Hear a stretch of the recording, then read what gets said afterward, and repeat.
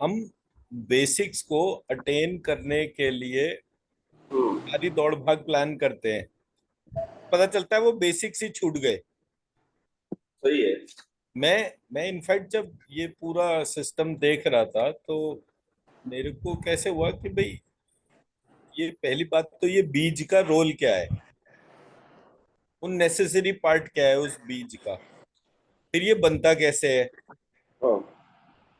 तो बनने के तौर पे उसमें डिवाइन इंटरवेंशन आ गया कि भाई बिना डिवाइन इंटरवेंशन के सीड बन ही नहीं सकता। जितना भी आप देखेंगे उसके हिसाब से जो है वहां पे वो हम्म। डिवाइन इंटरवेंशन का रोल निकल कर आया। फिर एक बीज मंत्र है, एक कमांड है। मतलब हम कैसे एक श्लोक जब बनाते हैं तो श्लोक के पहले बीज मंत्र लगाते हैं, फिर श्लोक होता है। हम्म। श्लोक is a kind of a command कि हम्म। भाई, तो वो बीज मंत्र और कमांड ये दो चीजें हो गई। अब ये बीज मंत्र एक बीज मंत्र से एक कमांड है या मल्टीपल बीज मंत्र से एक कमांड पूरी हो रही है। हम्म। उसी तरह से एक बीज मंत्र से मल्टीपल कमांड्स हो सकती हैं। हम्म। तो ये कैसे पता चलेगा कि कोई एक चीज मल्टीपल डोमेन्स में काम कर रही है या केवल एक डोमेन में काम कर रही है, till the time you explore it.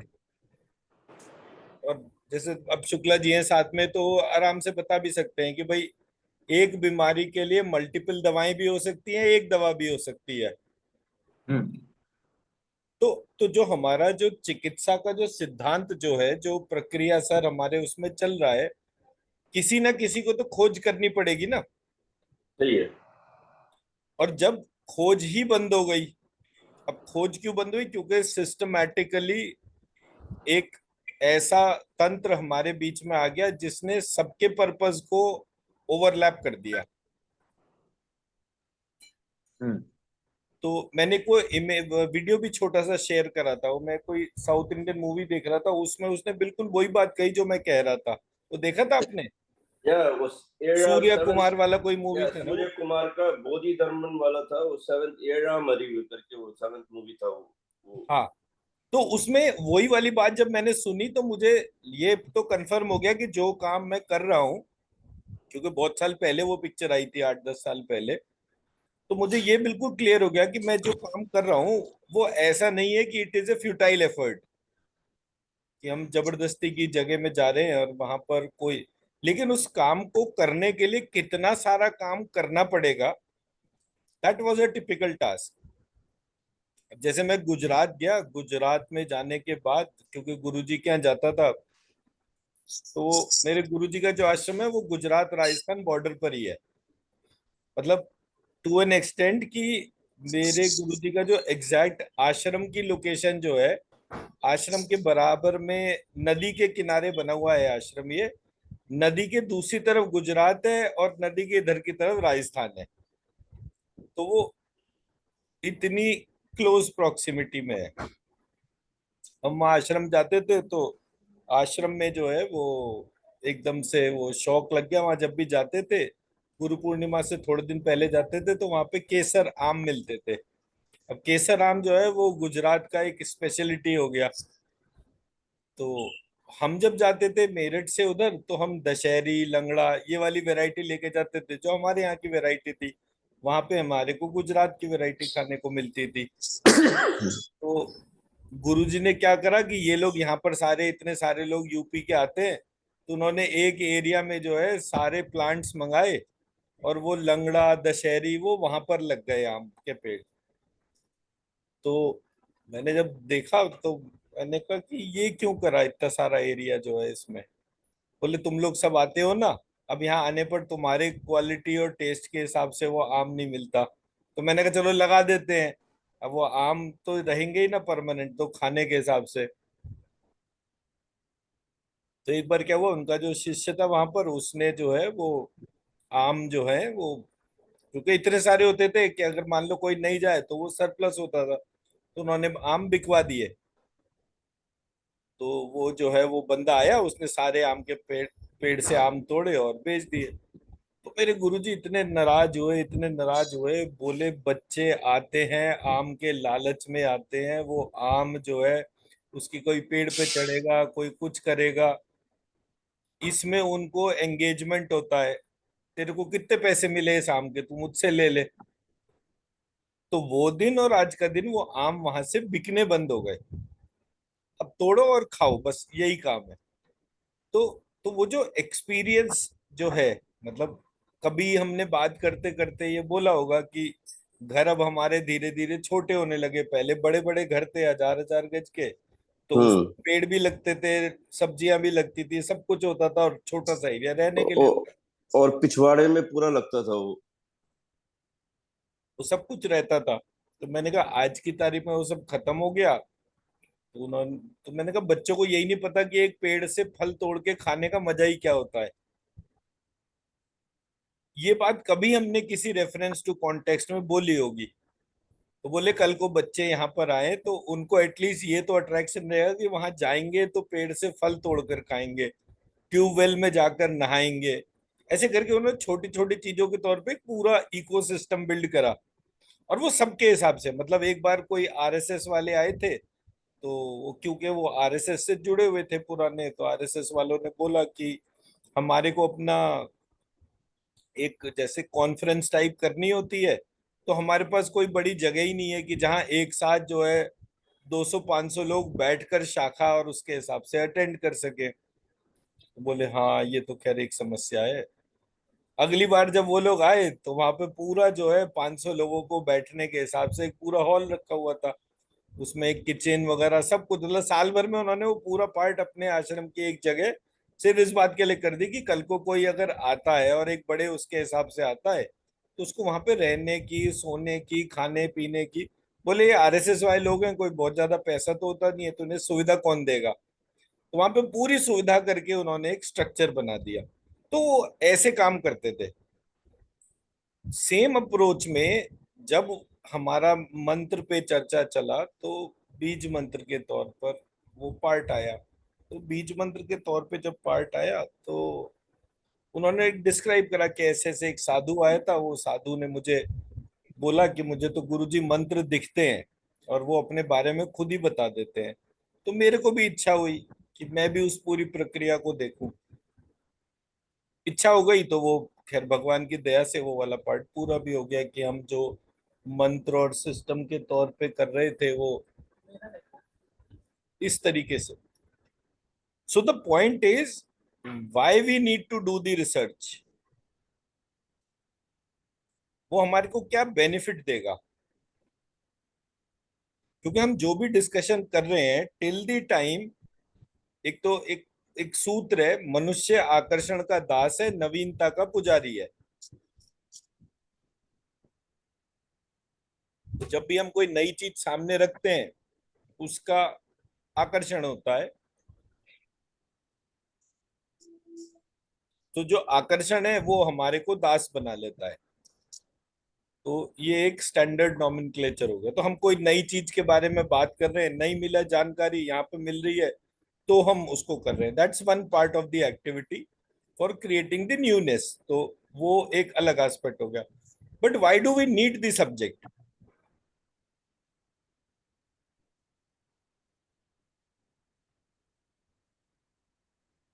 जी शुक्ला जब जी।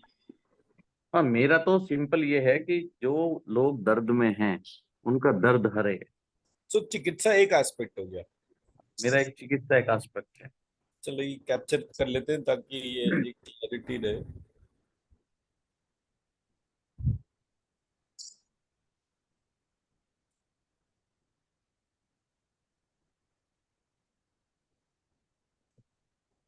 सो चिकित्सा एक एस्पेक्ट हो गया जिसके लिए आप काम कर रहे हैं। What else. एक तो स्पिरिचुअल डेवलपमेंट हो गया। Spiritual development.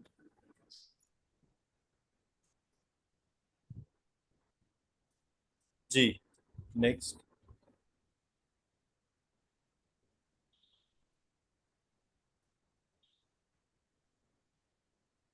एक तो हो गया efficacy of what we are doing. efficacy of all the mantras basically, and the different uses that it can be put into. एक दूसरा ये है कि जितने भी ये स्पिरिटेड एनर्जी हैं या कोई व्यक्ति हैं जिनका कुछ नहीं हो पाया है, तो वो मुक्त कैसे हों? क्योंकि वो त्रिशंकु जो है वो तो लगभग मुझे लगता है कि एक ही त्रिशंकु नहीं होगा। ये तो अगर हम इस तरीके से विचार करते हैं तो बहुत सारे त्रिशंकु होंगे, बहुत सारी लावारिस लाशें हैं, बहुत सारे व्यक्ति ऐसे हैं जिन्हें ये तो बातें हमने एक पता ही नहीं स्पिरिटेड है। एनर्जी का डोमेन लिख दिया, तो मतलब हम डिटेलिंग पे न जाकर हम पहले पॉइंट्स एक्चुअली कैप्चर करें कि हम ये सब्जेक्ट जो सीखने की बात कर रहे हैं वो क्यों कर रहे हैं। और एक सबसे चेंज बड़ी इट बात विल है। पोज, हाँ। और एक दूसरा कारण भी क्या पता है? चले कि भाई आपका क्या कारण है। हम्म। तो हमने एफिकेसी ऑफ डिफरेंट मंत्रा लिख लिया, स्पिरिटेड एनर्जी लिख लिया, स्पिरिचुअल डेवलपमेंट लिख लिया, चिकित्सा लिख लिया। Hmm.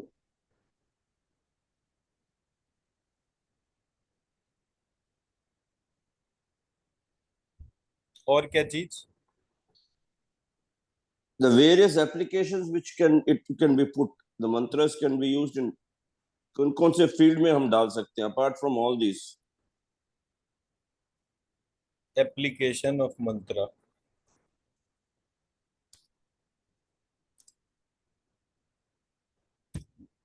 Okay, what else? एक प्रत्येक व्यक्ति को ये पता होना चाहिए कि ये नवग्रह, उसका वास्तु और उसका शरीर, इसके साथ जो कोऑर्डिनेशन क्या है, ये पता ही चलना चाहिए, तभी उसकी जिज्ञासा जागेगी। नवग्रह, वास्तु, चक्र, हम्म। Point valid taken.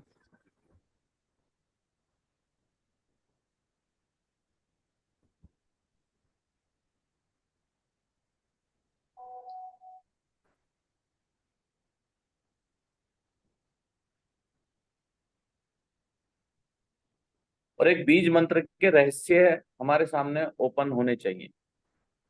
वो ईश्वर इच्छा होगी या कैसे होगा पता नहीं। Secret process. हाँ।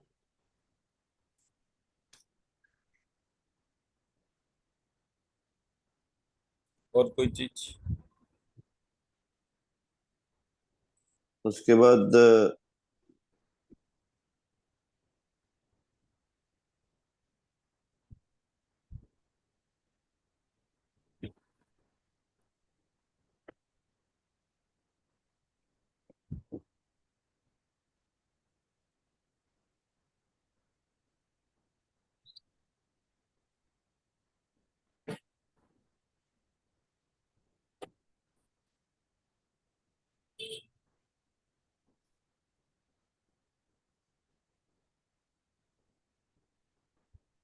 how the mantras aid in the evolution of life. Role of mantra in evolution of life.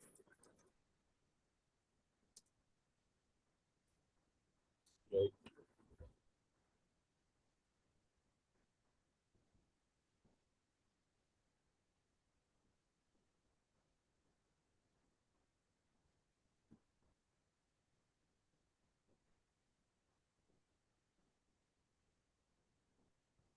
और कोई चीज?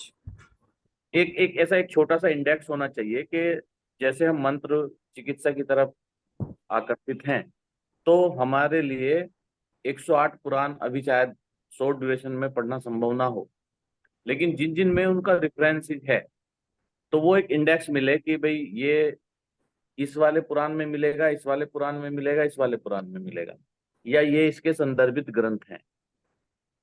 नहीं समझा मैं, क्या बोला आपने? एक तो पुराण 36 है, 108 नहीं है। अच्छा, 36 जो पुराण है, तो 36 पुराण में हमें कौन से पुराण में मंत्र चिकित्सा का रहस्य मिलता है, या मंत्र चिकित्सा के बारे में कुछ मिलता है उसमें, 36 के 36 में मिलता है, या 4 या 5 6 में मिलता है। देखिए, उसके बाद इससे अलग। पहली चीज तो मैं आपके टॉपिक से कनेक्टेड ये बोलूंगा कि जब तक हम इन किताबों को खरीदेंगे नहीं तो बेचने वाले की दिलचस्पी भी नहीं होगी।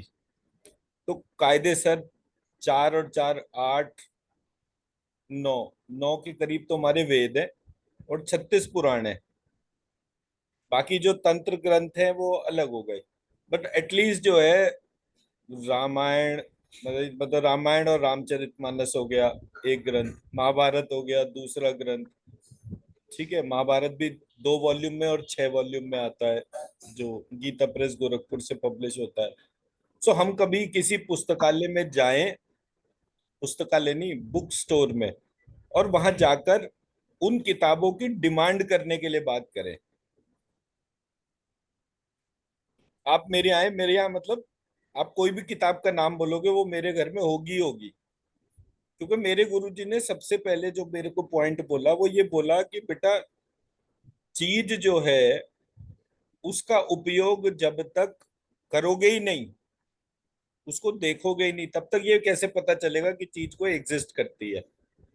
उनका जो कहने का एस्पेक्ट था, जैसे चिकित्सा का सबसे अच्छा पॉइंट दिया शुक्ला जी ने, कि भाई अगर मैं चिकित्सा के तौर पे बात करूं तो हमारा एक चिकित्सा का लाइफ साइकिल है।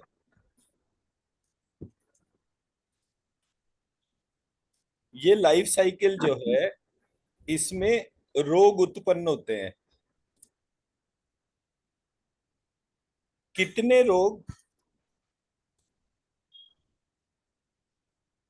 और रोग जो है वो, इसको अगर मैं बोलूंगा तो रोग जो टर्म है वो भूत, वर्तमान और भविष्य, इस प्रकार से 3 पार्ट में हमारे सारे रोग बटे हुए हैं। तो चिकित्सा पद्धति में कितने रोग ऐसे हैं जिनकी मेडिसिन आपको पता है, वो वही रोग होंगे जो भूतकाल में होते थे। कितने रोग ऐसे हैं जो वर्तमान में हो रहे हैं और कितने रोग भविष्य में होंगे। तो उसका एक मॉडल होगा ना बेसिकली, कि सही आप बात। उस आधार पर प्रत्येक रोग की चिकित्सा डिफाइन करेंगे। अब चिकित्सा में किसी को मालिश करके आराम आ रहा है, किसी को दवाई खिला के आ रहा है, किसी को दौड़ा के आ रहा है, वो उसके एस्पेक्ट्स हो गए। हम्म। तो जब हम कोई भी चिकित्सा के तौर पर सोचते हैं तो वो हम्म। हमारी सोच कहाँ से शुरू होती है, कहाँ खत्म होती है, रोग की उत्पत्ति उस साइकिल का पार्ट है या नहीं है। हम्म। तो वहां से हमारे पास जो टर्म आया, उस टर्म को हम कहते हैं,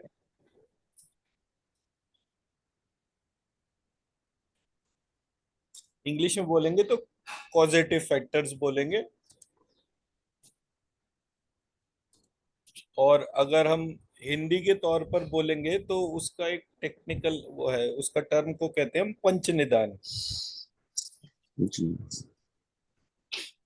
पंच निदान।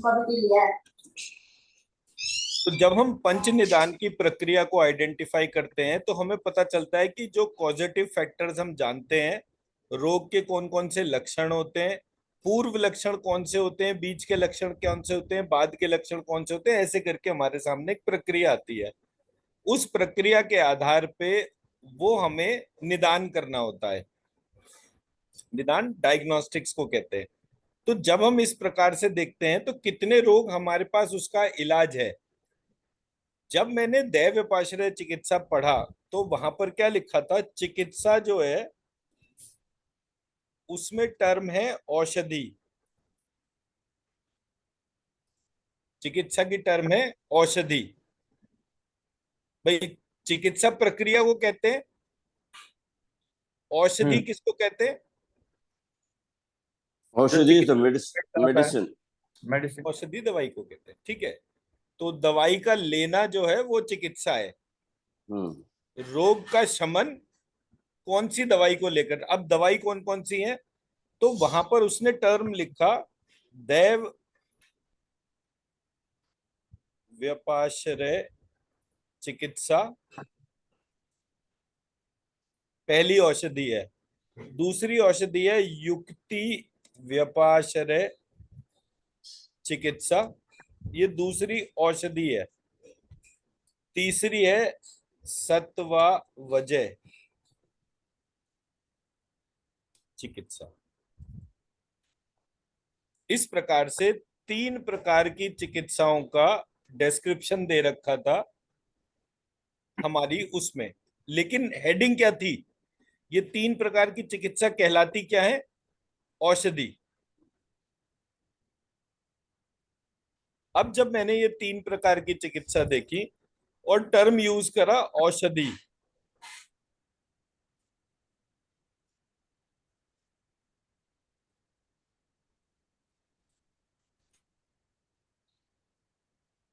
तो मेरा एक खास तरीका है काम करने का।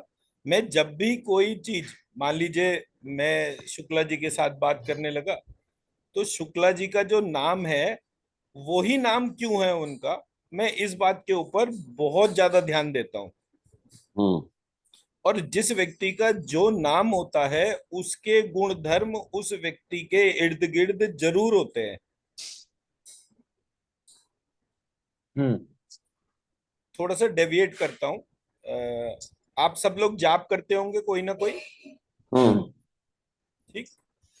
क्या ये पृथ्वी जाप करती है?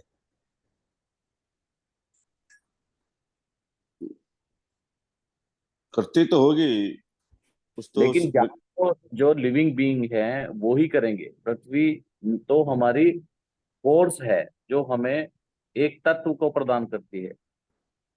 तो अगर मैं थोड़ी देर के लिए ये बोलूं कि हम जैसे प्राण को अपने भीतर जागृत कैसे करते हैं, सांस को नाक से नाभि तक, नाभि से नाक तक लेते हैं, ऐसे ही करते हैं।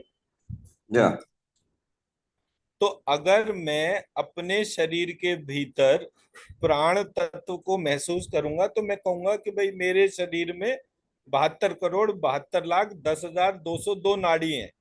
हम्म ये नाड़ियों में ही प्राण चलता है और ये इसके हिसाब से है। तो अगर मैं पृथ्वी को, प्रत्येक व्यक्ति को, अगर मैं पृथ्वी का प्राण मान लूं थोड़ी देर के लिए, तो पृथ्वी पे 800 करोड़ से ऊपर लोग रहते हैं। और हम्म प्रत्येक व्यक्ति श्वास लेता है और प्रत्येक व्यक्ति के भीतर शब्द होता है। तो अगर मैं प्राण को इस शरीर का जीवन देने का कारण बोल रहा हूं, तो मैं उन 800 करोड़ लोगों को क्या बोलूंगा?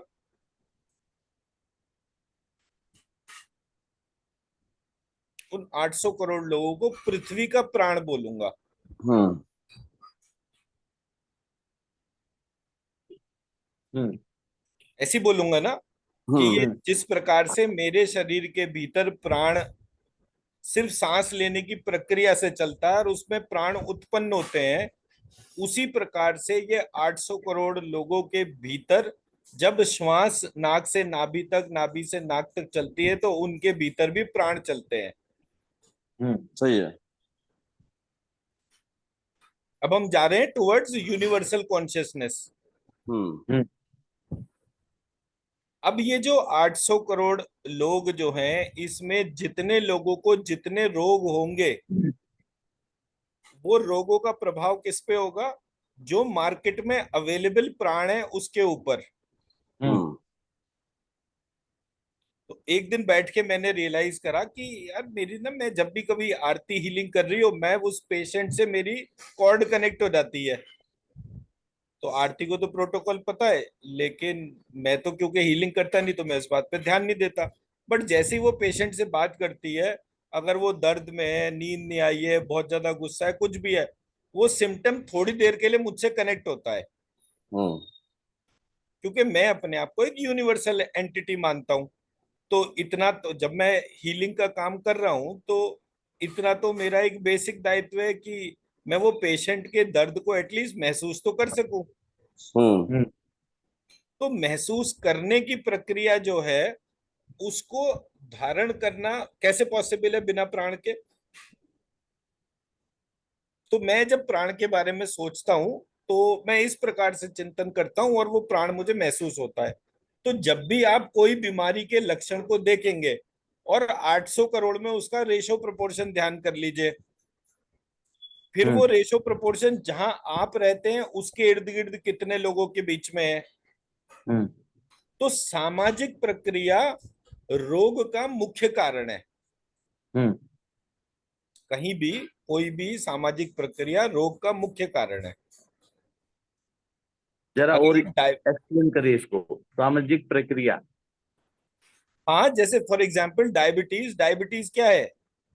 डायबिटीज मूल रूप से जो बीमारी है, जो सेल, लिविंग सेल होता है और जो ग्लूकोज का सेल होता है, उसमें ग्लूकोज के सेल में इंटेलिजेंस नहीं होती है और नॉर्मल लिविंग सेल में इंटेलिजेंस होती है। ग्लूकोज का सेल लिविंग सेल की इंटेलिजेंस को खत्म कर देता है। बस इतनी सी है डायबिटीज। मतलब जिसको आप ये कह रहे हैं कि ये ग्लूकोज का सेल है, वो सेल वो है जिसमें जो इंटेलिजेंस नहीं डिस्टर्ब है। हो गया है, जो डिस्टर्ब हो गया है ग्लूकोज के कारण, यानी कि वो मधुमेह देखिए, ग्रसित है शायद। हम अभी जो वेस्टर्न डेफिनेशन पे नहीं जा रहे, ईस्टर्न डेफिनेशन पे जा रहे हैं। ईस्टर्न डेफिनेशन कहती है एक होता है प्रमेह, और प्रमेह जो है वो कन्वर्ट हो जाता है मधुमेह में। प्रत्येक हम्म। व्यक्ति को कोई ना कोई प्रमेह होता है। प्रमेह का मतलब होता है नॉन इंटेलिजेंट सिस्टम। और नॉन इंटेलिजेंट सिस्टम जब डीप हो जाता है तो वो डायबिटीज में कन्वर्ट हो जाता है। डायबिटीज के व्यक्ति के लक्षण बोलिए, कोई सा भी लक्षण देखिए, उसका लाइफस्टाइल एक उसका लक्षण हो गया। सो लाइफस्टाइल डिसऑर्डर को आप कैसे डिफाइन करेंगे? लाइफस्टाइल डिसऑर्डर मतलब जो व्यक्ति इंटेलिजेंट लाइफ को सपोर्ट करने वाले एक्शन नहीं कर रहा, उसको ही तो हम बोलेंगे। समझ गया। तो ग्लूकोज जो है वो शरीर के जो सेल, लिविंग सेल जो होते हैं, उनको अनइंटेलिजेंट बनाता है। अनइंटेलिजेंट मतलब आपको एसी की आदत हो जाएगी, लग्जरी की आदत हो जाएगी, आप उन सभी चीजों को करना शुरू कर देंगे जो आपके रोग को बढ़ा रहे हैं। हम्म। आपको मीठा खाना ही अच्छा लग रहा है, आपको पता है कि मीठा आपको नुकसान दे सकता है, जबकि ऐसा वो नहीं है। ब्रेन को शुगर ही चाहिए, नीचे की बॉडी को जो है शुगर नहीं चाहिए, क्योंकि हम्म। जैसे ही आप शुगर इंटेक बढ़ाते हैं ब्रेन की एफिशिएंसी बढ़ती है। हम्म। बट वो शुगर नहीं चाहिए उसको, मतलब उसको ग्लूकोज नहीं चाहिए, उसको फ्रक्टोज चाहिए, ऐसे हम्म। मान लीजिए थोड़ी देर के लिए। हम्म। कि उसको जो है वो कॉन्सेंट्रेटेड शुगर नहीं चाहिए जो हमारे बाजार में मिलती है। तो सामाजिक व्यवहार जो है वो क्या है? कि हम धीरे धीरे इस प्रक्रिया में जा रहे हैं जिसमें कि व्यक्ति अनइंटेलिजेंस की तरफ जा रहा है, इंटेलिजेंट नहीं हो रहा है। क्योंकि अगर हम्म। इंटेलिजेंट होगा तो धर्म मतलब अपने शरीर के प्रति जागरूक होगा। हम्म। तो ये सामाजिक पृष्ठभूमि बन गई। अब इस हम्म। सामाजिक पृष्ठभूमि का जब आप उपचार कर रहे हैं, हम्म। तब आप उन सारे एस्पेक्ट्स को, अब जितना भी हमारा कम्युनिटी है वो क्या बोलता है कि जी ये आपका जेनेटिक डिसऑर्डर है। Hmm. It has nothing to do with genetic disorder.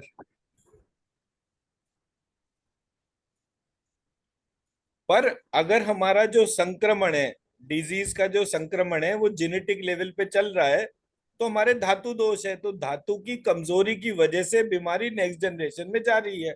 यहां तक तो ठीक है, बट क्या उसको रिवर्स कर सकते हैं? यस, रिवर्स कर सकते हैं। एलोपैथी में तो शक्तिवर्धक औषधि भी नहीं है, स्टेरॉइड्स है, जो भी आप लोगे उसके बाद उसके साइड इफेक्ट शुरू हो जाएंगे। केवल एकमात्र आयुर्वेद एक ऐसी चिकित्सा पद्धति है जिसमें शक्तिवर्धक औषधियां हैं, रसायन है। रसायन है। मतलब हर्ब्स में भी शक्ति होती है, बहुत सारी जगहों हाँ। पे इस टाइप के हैं। तो ऐसा नहीं है कि, मतलब मैं जो कहने का प्रयास कर रहा हूं वो ये है कि अब आप सामाजिक पृष्ठभूमि पे जब सोचना शुरू करेंगे कि जैसा समाज में प्रक्रिया हो रही है वैसे ही रोगों की उत्पत्ति हो रही है। हम्म। भविष्य में समाज जितना परिवर्तित होगा उसी प्रकार के रोग बढ़ते चले जाएंगे। हम्म। उन रोगों का आपके पास कोई उपचार है तो वो प्रक्रिया जो है वो उसको ठीक कर देगी। उपचार हम्म। नहीं है तो वो प्रक्रिया जो है उसको नहीं ठीक कर पाएगी। तो चिकित्सा की एक लाइफ साइकिल हो गई। हम्म। और लेवल 1 पर जब मैं क्लास करा रहा था तो जो मेरी पहली स्लाइड थी, आप उसको याद करेंगे, तो मैंने बोला कि मेरे जितने भी ऑल्टरनेटिव रेमेडीज हैं उसमें आत्मा और बीज मंत्र मिसिंग है। हम्म आत्मा और बीज मंत्र इसलिए मिसिंग है क्योंकि मैं उस बड़ी प्रक्रिया के तरफ मेरा कभी ध्यान ही ना जाए। क्योंकि साधारण स्वाभाविक सी बात है, अगर प्रत्येक मंत्र में कोई ऋषि है, प्रत्येक मंत्र में अगर कोई कोई रीजन भी है। ऋषि है, तो वो ऋषि रिसर्च क्यों कर रहा है? ताकि वो समाज को रोग से मुक्त कर सके।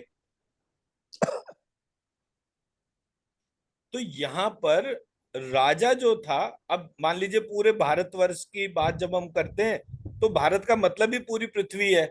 हम्म राजसूय यज्ञ करने का उद्देश्य क्या है? क्योंकि जब तक एक नियम पूरे देश में दुनिया में लागू नहीं होगा, अब ये तो हमारे देश की प्रॉब्लम है ना, कि गुजरात में शराब पीना एक अपराध है और राजस्थान में नहीं है। तो जब हम अपने देश में एक कानून नहीं दे सकते तो वो देश रहेगा भी नहीं। तो जब प्रक्रियाओं को आप ध्यान से देखेंगे तो सामाजिक प्रक्रियाओं से रोग की उत्पत्ति होती है। और ये अकेले भारतवर्ष में नहीं है, आप यूएस में जाइए, यूएस में कहीं कसीनो नहीं मिलेगा आपको, कहीं भी। जिन जगहों पर कसिनोज बने हुए हैं वो जगहें यूएस की नहीं, रेड इंडियंस की हैं। हम्म तो मैं मेरे देश में गंद नहीं कर रहा हूं, कोई और देश है जिसमें वो गंद अलाउड है। हम्म एक्चुअली ये सब जो कैसीनोज हैं, ये सारे जो है ये मैक्सिकन ऑक्यूपाइड टेरिटरीज में है, जहाँ मैक्सिकन की टेरिटरीज ऑक्यूपाई किए वहां पर उन्होंने बनाया है। ओरिजिनली वो लोग रेड इंडियंस थे, हाँ, तो वो रेड मायंस। इंडियंस की जमीन को उन्होंने अपने सिस्टम से अलग कर दिया। अलग करने की वजह से मतलब मेरा कहने का ऑब्जेक्टिव ये है कि हर बीमारी, जिस बीमारी को भी आप टारगेट करेंगे उसका एक सामाजिक पृष्ठभूमि होगी। कैंसर के सेल वो होते हैं जो एग्जिस्टिंग सेल की ऊर्जा को निचोड़ते हैं। तो आज हम पूरे सिस्टम को देखेंगे, मान लीजिए हम गए किसी एडवोकेट के पास, तो उसका लाभ किसमें है कि जब तक बाजार में क्राइम हो रहा है, बोले जब तक झगड़ा होगा नहीं तब तक कोई मेरी फीस क्यों देगा? पुलिस है, पुलिस का क्या रोल है? तो तो जो दंड की प्रक्रिया है उसमें हर व्यक्ति कह रहा है मुझे मेरा लाभ लाभ क्या है। तो जब मेरा लाभ क्या है ये प्रक्रिया पृष्ठभूमि में चली गई तो वो कैंसर जैसे विचार हो गए। तो कैंसर हम्म क्या करता है? एक चीज को निचोड़ लेता है। हम्म इच्छाओं, जो अधूरी इच्छाएं उसको पूरी करने के लिए कुछ भी करना, वो कैंसर का सामाजिक लक्षण है। तो हमारे समाज में वो लक्षण दिख रहा है। मैं मेरी बात समझा पा रहा हूँ? हम्म दैव व्यापाश्रय चिकित्सा की पृष्ठभूमि में सबसे मुख्य एस्पेक्ट जो था वो ऋषि का था। और जब मैंने उस ऋषि को देखा, और वो ऋषि की फंडिंग कौन करता था? ऋषि की फंडिंग राजा करता था। वो राजसूय यज्ञ करके आया, उसने अपने देश के ऋषियों को बुलाया, आपको 1000 गांव दिए, आपको लाख गांव दिए, आपको 10 लाख गाय दी, आपको इतना स्वर्ण दिया। यही प्रक्रिया चल रही थी। बाकी हम्म जो धन इकट्ठा हुआ उससे उसने अपनी कर प्रणाली को सुचारू रूप से बना दिया। और युद्ध सेनाओं का होता था, लोगों का नहीं होता था। बाद में जब ये छोटे छोटे देश बने और ये वो चीज नहीं कर पाए, जैसे पाकिस्तान टाइप के लोग हो गए, सीधे हम्म वॉर करके लड़ाई करने की क्षमता नहीं है, तो डिस्टर्ब करो। जब आप एक सामाजिक प्रक्रिया देखते हैं तो सामाजिक प्रक्रिया में 3 एस्पेक्ट होते हैं। एक समाज होता है, हम्म समाज के साथ में एक राजा होता है,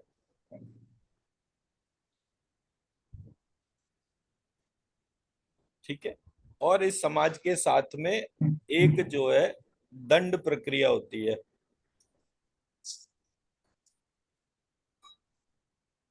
राजा जो है वो दंड के मार्ग से समाज को सुरक्षित करता है।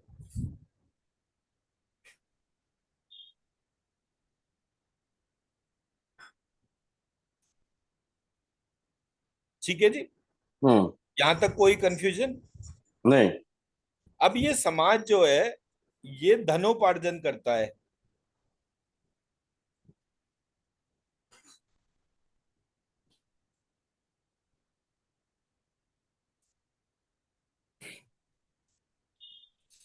ये समाज धनोपार्जन करता है।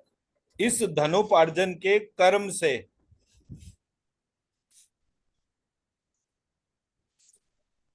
जो भी डेविएट करता है उसको दंड मिलता है। ठीक है। हम्म। और दंड देने की जो व्यवस्था है वो राजा से शुरू होती है। तो राजा को इस बात का ज्ञान होना चाहिए कि कौन सा कर्म दंडनीय है, कौन सा कर्म नहीं है। तो राजा को अवार्ड और रिवॉर्ड, अवार्ड और रिवॉर्ड, इसके पहले इवैल्यूएशन पता होना चाहिए।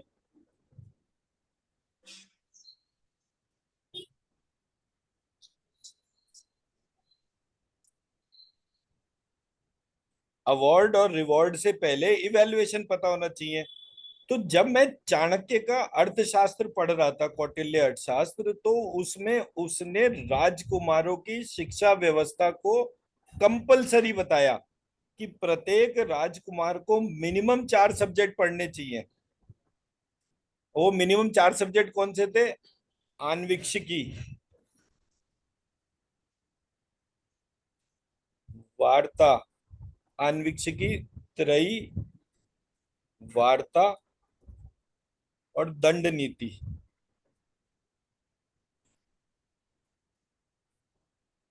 ठीक है जी। आन्वीक्षिकी हम्म। कहते हैं पुराण की स्टडीज, पुराण स्टडीज। और इससे डेवलप होती है क्रिटिकल थिंकिंग।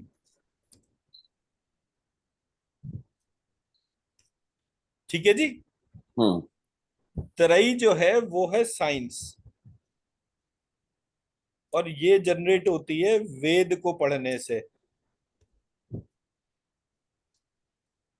वार्ता जो है वो है art and science of making money.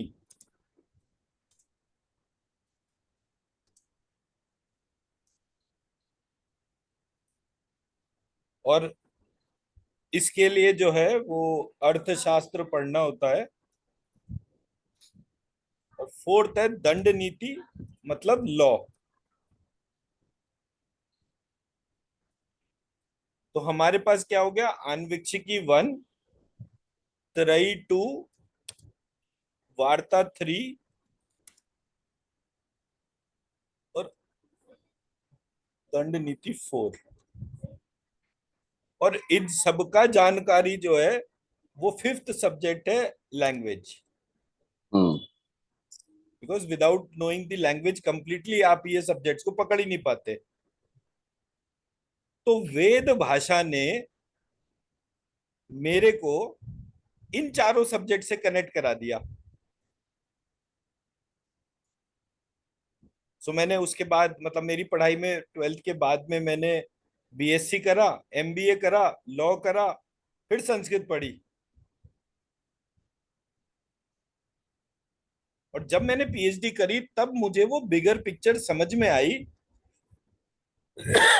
और चिकित्सक के रूप में तो मेरे गुरुजी मेरे पास में थे ही थे पिछले 40 साल से।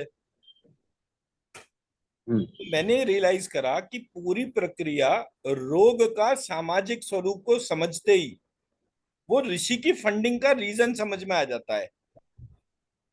हम्म। ऋषि जो है वो मंत्र बनाता है, तो उसको मंत्र पे अनुसंधान करना पड़ता है। मंत्र, अब जितने पॉइंट्स आप लोगों ने बोले हैं, देखिए अब उसकी रेलेवेंस फिर से देखते हैं। तो चिकित्सा का मॉडल समझ में आ गया। चिकित्सा के लिए औषधि चाहिए। औषधि 3 प्रकार की है: दैव व्यापाश्रय चिकित्सा, युक्ति व्यापाश्रय चिकित्सा और सत्वावजय। दैव व्यापाश्रय चिकित्सा ये कहती है, दैव का मतलब होता है आत्मा। हम्म। दैव का मतलब होता है आत्मा। तो जब हम आत्मा के साथ ट्रांजैक्शन करते हैं, उसका आश्रय लेते हैं, उस चिकित्सा को दैवोपाश्रय चिकित्सा कहते हैं। हम्म। अब आत्मा का आश्रय लेने के बाद हमारे को जो औषधि पता चली, वो सारी औषधि में से कौन सी औषधि सबसे जल्दी ठीक करेगी, हम्म।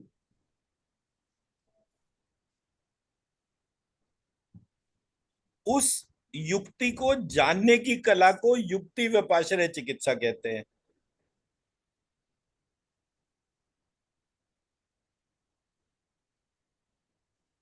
पर रोग की उत्पत्ति कहां पर हुई, ये सबसे इंपॉर्टेंट है। और उसका पता हमें देवाप्सरा में चलेगा। अब वो अभी मैं उस पर कंक्लूड कर रहा हूं। रोग की अच्छा। उत्पत्ति कहां पर होती है?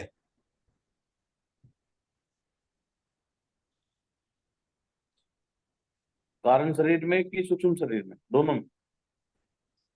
रोग की उत्पत्ति विचार से होती है। विचार से होती है, थॉट। आपके विचार जो हैं वो काम क्रोध लोभ मद मोह मात्सर्य रूपी हैं, या फिर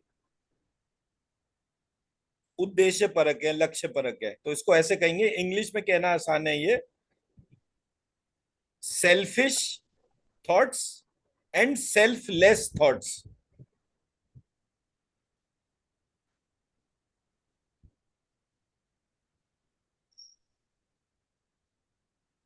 selfish thoughts and selfless thoughts.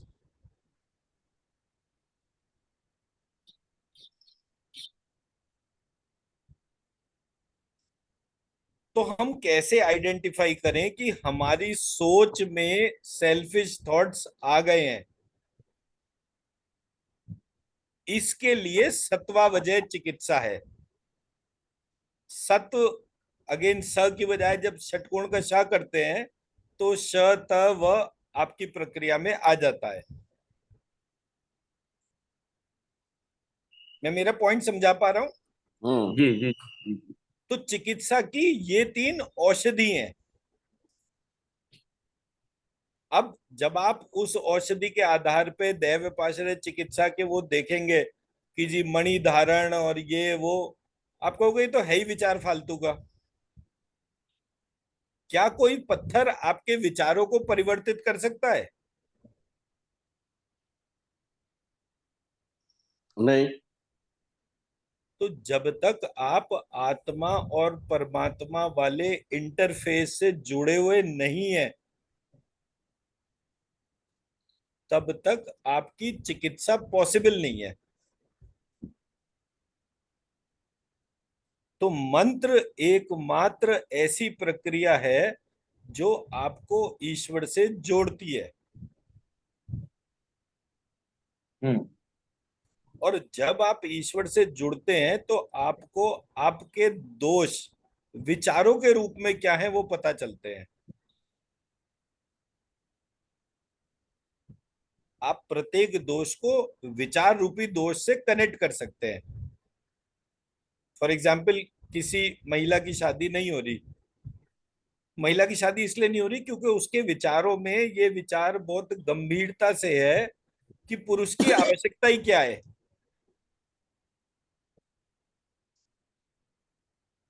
तो जैसे जैसे ये विचार बढ़ता जाता है, उसको आवश्यकता समझ में नहीं आती, तो सरेंडर नहीं होता, सरेंडर नहीं होता तो वेलकम कैसे करेंगे? तो शादी नहीं हुई। सेम, चलो शादी किसी कारण से हो गई तो बच्चे नहीं हुए, क्योंकि उद्देश्य परक है, विचार में ही दोष है। सो जब हम विचार को आइडेंटिफाई करके उसको रोग मुक्त करते हैं, उसके लिए उसको कहते हैं कि सत्वावजय चिकित्सा लो। अब सत्वावजय चिकित्सा इस प्रकार से है, ये आदमी को समझ में ही नहीं आता।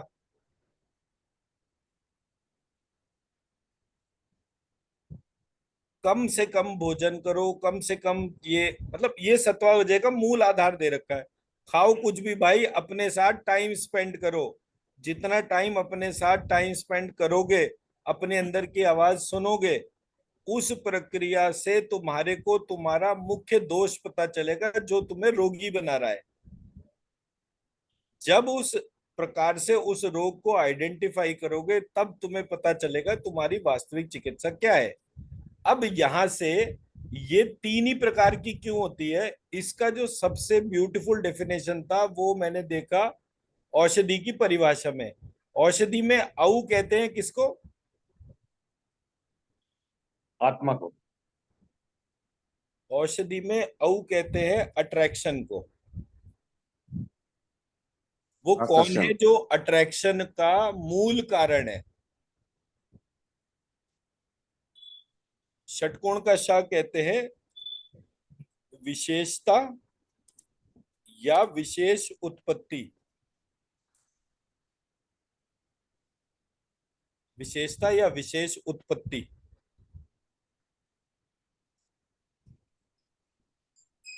और धी है धारणा शक्ति।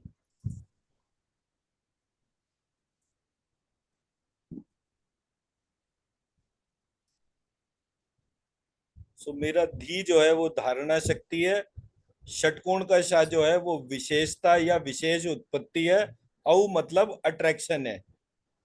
जब मैं विशेषता या विशेष उत्पत्ति को आकर्षित करके अपने शरीर में धारणा शक्ति को इम्प्रोवाइज करूंगा, ये तीन मुख्य लक्षण चिकित्सा के आधार पर है, जिसमें औ जो है वो दैव व्यपाश्रय चिकित्सा के लिए यूज हुआ है टर्म, षटकोण का शाह जो है वो युक्ति व्यपाश्रय के लिए हुआ है, सत्वा वजह धी धारणा शक्ति के लिए हुआ है। इस आधार पे तीन प्रकार की चिकित्सा बनी।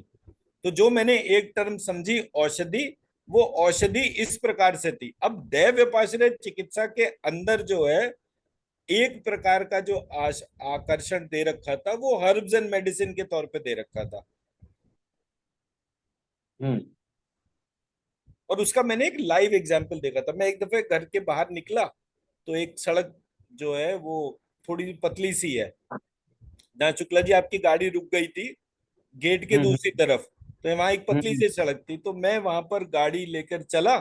मैंने देखा सामने से एक गाड़ी बड़ी तेजी से आ रही है, तो मैंने तुरंत बैक करके साइड में हो गया। वो आदमी पास में आया, अरे भाई साहब आप तो धन्य हो, आप तो बहुत ही बढ़िया व्यक्ति हो, कौन आज की तारीख में दूसरे के लिए सोचता है। वो बड़े सम्मान सूचक शब्द मुझे बोलकर चला गया। उसके बाद मैं गाड़ी लेकर जो है आगे की तरफ गया और मैंने 75% रोड क्रॉस कर ली। इतनी देर में सामने से एक और गाड़ी आई और वो इस तरीके से अड़ गई कि वो जो है मुझे जगह ही नहीं मिली। तो मैं निकलने के लिए परेशान हो रहा था, तो जब परेशान हो रहा था तो वो गाड़ी बिल्कुल मेरे बराबर में आ गई। तो उसने मुझे तुरंत बोला, घनी जल्दी में है लगे, तेरे को बहुत ज्यादा जल्दी लग रही है क्या, ढंग से नहीं चल सकता? तो मैंने कहा अभी थोड़ी देर पहले मेरा सम्मान हुआ, अभी थोड़ी देर के अंदर मेरा अपमान तिरस्कार हो हो गया। गया, अपमान हो गया। तो ये कारण क्या है? तो वहां पे कारण क्या निकला, जब तक मैं दे रहा था तब तक मेरा आकर्षण था, जब मैं मांगने लगा मेरा आकर्षण चला गया।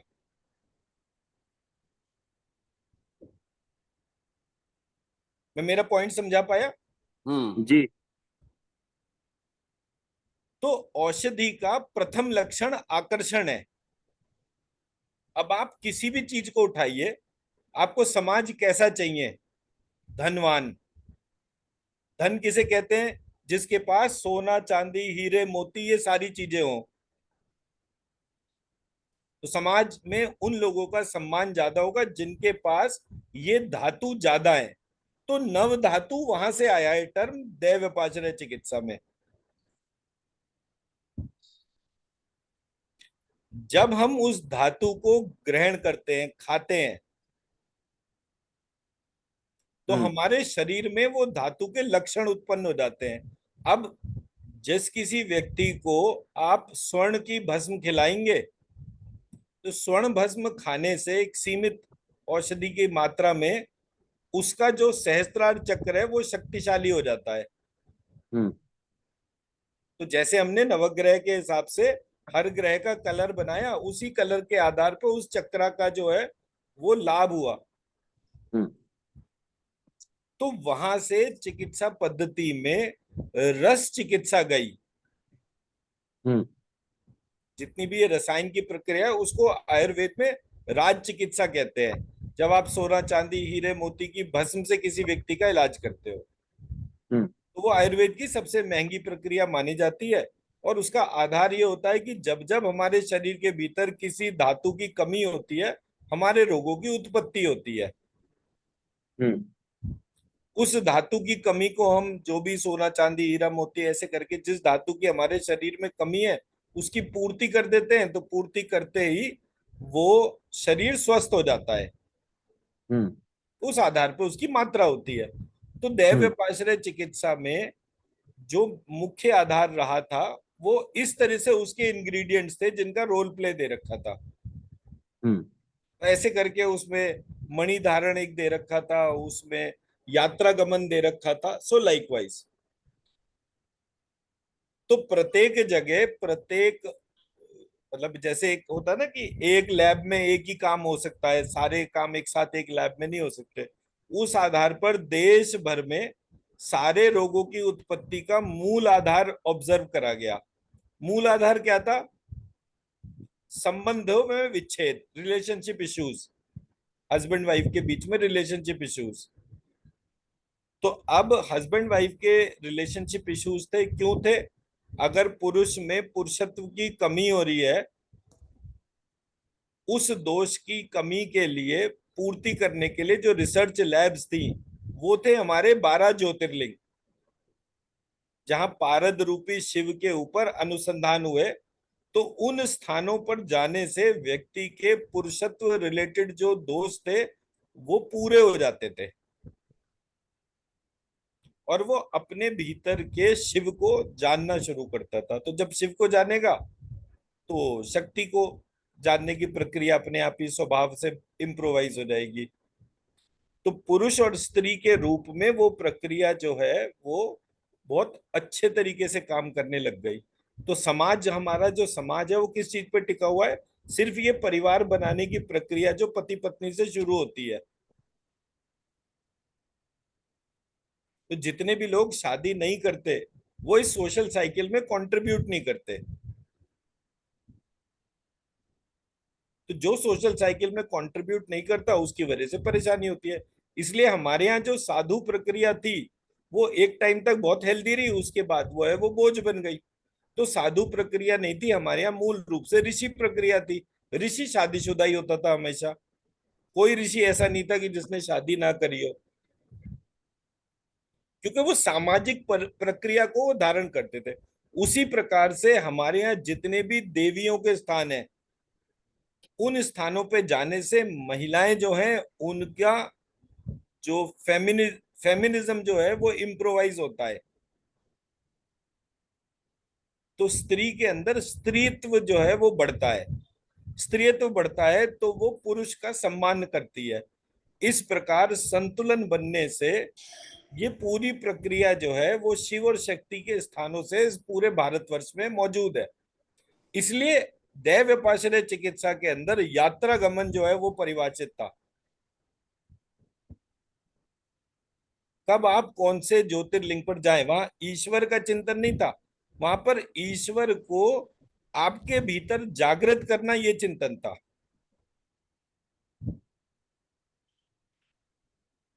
मैं मेरा पॉइंट समझा पा रहा हूं? जी।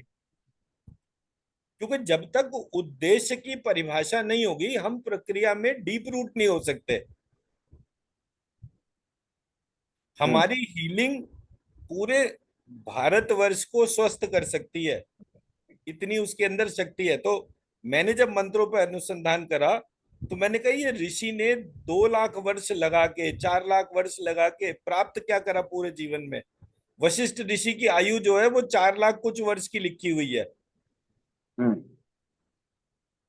तो जब मैंने प्रक्रिया के ऊपर ध्यान करा तो मुझे समझ में आया कि 4 लाख वर्ष लगाकर उन्होंने मात्र मंत्रों को जागृत करा, उन डीप रूटेड संबंधों को जाना जिन संबंधों के कारण समाज सुखी रहे।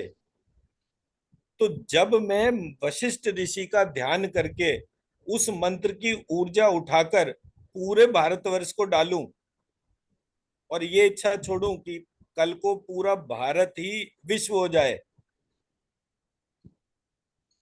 ताकि उस पूरे देश के नहीं, दुनिया के अंदर एक कानून, एक प्रक्रिया, दंड की प्रक्रिया हो, जो किसी भी तरीके से हर रोग का, पहले मानसिक और फिर शारीरिक। हम्म अब मानसिक रोग जो है उसका मूल आधार क्या है? मेरे भीतर ईश्वर है या मैं ही ईश्वर हूं? तो एक प्रक्रिया है जो ईश्वर को स्वीकार नहीं करती, वो भी एक प्रकार का रोग हो गया। हम्म सो वो सेल्फिश थॉट्स या सेल्फलेस थॉट्स, इस प्रकार से वो प्रक्रिया जागृत होती है। हम्म अब आप देखिए कि वो औषधि, आपने जितने पॉइंट्स बोले सब लोग, दोनों जनों ने, वो वैसे ही आ गए। शुक्ला जी ने बोला चिकित्सा का पॉइंट कवर हो रहा है, हो रहा है। आपने बोला स्पिरिचुअल डेवलपमेंट कवर हो रहा है, हम्म फिर आपने बोला एप्लीकेशन ऑफ मंत्र कवर हो रहा है, हम्म हम्म एफिकेसी ऑफ डिफरेंट मंत्र। भाई ऑब्वियसली एक बीज है और अनेक बीज, मतलब अनेक कमांड है, या अनेक बीज मंत्र एक कमांड के लिए है, तो ये अलग अलग मंत्र को जानने की प्रक्रिया हो गई ना। तो हम्म एफिकेसी ऑफ डिफरेंट बीज मंत्र आ गया। हम्म हम्म फिर एक रोग जो होता है वो स्पिरिटेड एनर्जी से होता है, वो पॉइंट भी कवर हो गया। हम्म एक रोग होता है जो कि नवग्रह, वास्तु और चक्रा, इन तीनों का संतुलन ना होना या इनके बारे में ना जान पाना या इस संबंध को ना समझने से रोग की एक प्रक्रिया जागृत होती है। हम्म और वो कौन सी गुप्त प्रक्रिया थी जो इस प्रकार से ध्यान करी जाए, जोड़ी जाए, जो प्रत्येक व्यक्ति के अंदर चमत्कार करने की क्षमता जागृत हो? हम्म, वो सीक्रेट प्रोसेस हो गया। जी। अब मंत्र शुरुआत कहां से होती है? मंत्र की शुरुआत होती है कि ये अखिल ब्रह्मांड, मतलब अगर मैं पृथ्वी को सब कुछ मान रहा हूं, तो ये पृथ्वी को संतुलित रूप से कौन घुमा रहा है? तो जी ये यूनिवर्स का रोल प्ले आ गया। तो ऐसे करके हम अर्थ, सोलर सिस्टम, गैलेक्सी, मिल्की वे, यूनिवर्स, कॉस्मोस, इस तरीके की परिभाषाओं पे जाएंगे। जी। तो रोल जो है वो इवोल्यूशन ऑफ लाइफ से कनेक्ट हो गया। हाँ हाँ हाँ हाँ हमने हाँ। वो प्रक्रियाओं में सतयुग, त्रेता, द्वापर, कलयुग, जब इसको देखते हैं तो सबसे पहले मछली दिखी, फिर हमें कछुआ दिखा, फिर वाराह दिखा, ऐसे करके ये जितनी भी चीजें, ये सब इवोल्यूशन के प्रोसेस है। हम्म मैं मेरी बात समझा पा रहा हूँ?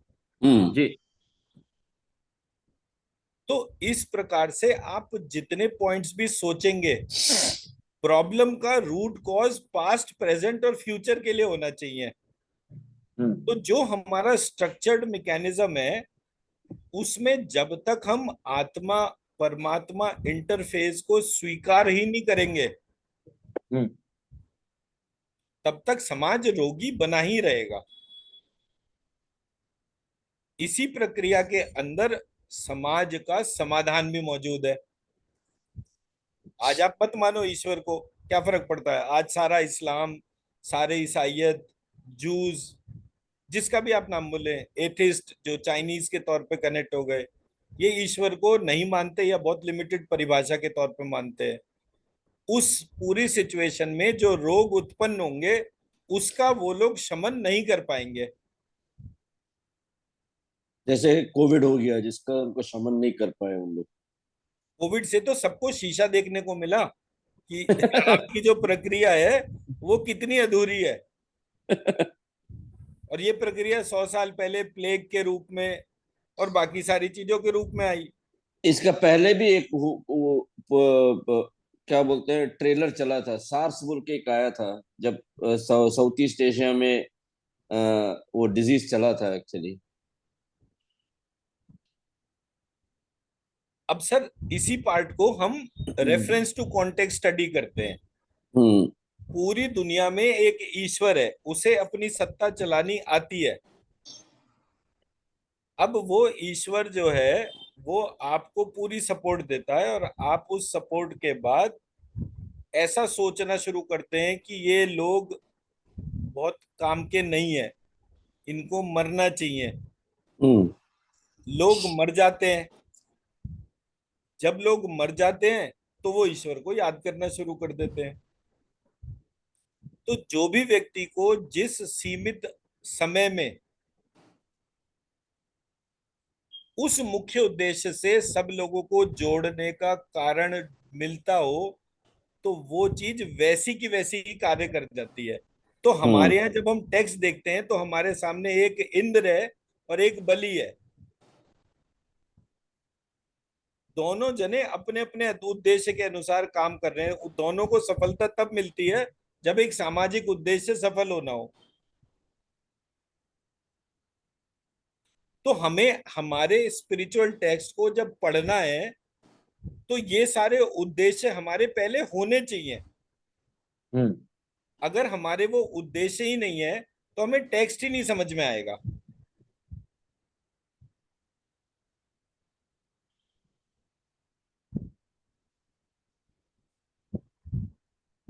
मेरे पास जी। एक किताब है, मंत्र भेद या कुछ ऐसा उसका नाम है। उसमें उसने सारे ही भगवान जोड़ दिए और एक किताब बना दी, बोले ये सारे भगवान है। और उनके जितने वेरिएशन उस मतलब किताबों के तौर पे जितने भी वेरिएशन थे वो सारे के सारे उसने कर दिए। तो हम्म मैंने कहा इतने सारे भगवान बनाने की आवश्यकता क्यों है। तब ये वाला पॉइंट आया कि भाई ये साईं बाबा जो है ये मैन मेड गॉड है और बाकी जो है वो डिवाइन गॉड है। तो हम्म प्रक्रियाओं को छोटा बड़ा हर प्रकार से देखने के बाद आपको एक विशेष पार्ट पता चलता है।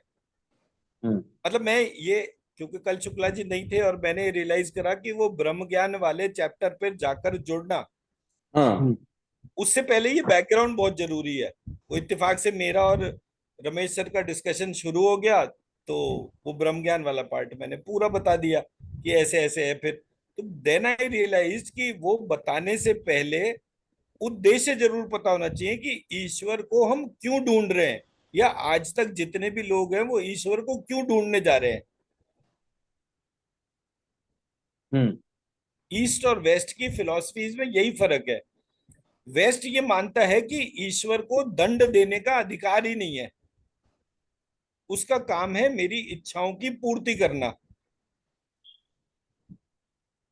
इसलिए वेस्ट जितने भी हीलिंग प्रोसेस को हाईलाइट करता है, चाहे वो रेकी हो, प्राणिक हो, या किसी भी प्रकार का हीलिंग मेथोडोलॉजी हो, प्रत्येक हम्म हीलिंग मेथोडोलॉजी इस बात को स्वीकार ही नहीं करती कि ईश्वर को हमें दंड देने का अधिकार भी है। हम्म और ये दंड और उसकी प्रक्रिया, ये प्रक्रिया के लिए एक पैगंबर है जो हमारे और ईश्वर के बीच में इंटरफेस के रूप में काम कर रहा है। हम्म तो इस्लाम में पैगंबर मोहम्मद को कहते हैं, ईसाइयत में पैगंबर जीसस क्राइस्ट को कहते हैं, बुद्धिज्म में बुद्ध को पैगंबर कहते हैं। हर जगह पैगंबर ही बैठा हुआ है। जब भारत में कोई पैगंबर था ही नहीं तो उन्होंने साईं बाबा को पैगंबर बना दिया। अब साईं का उल्टा कर दीजिए, क्या बनेगा? ईसाई। ईसा। ईसा। ईसा। ईसा। ईसा शिवा।